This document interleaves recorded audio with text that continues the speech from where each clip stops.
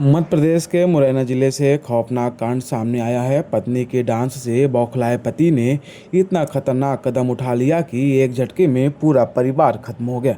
बताया जा रहा है कि जिले में हुई भागवत कथा के दौरान पत्नी के डांस करने पर पति इस कदर नाराज हो गया कि उसने पहले पत्नी और दो मासूमों की हत्या कर दी और फिर खुदकुशी कर ली।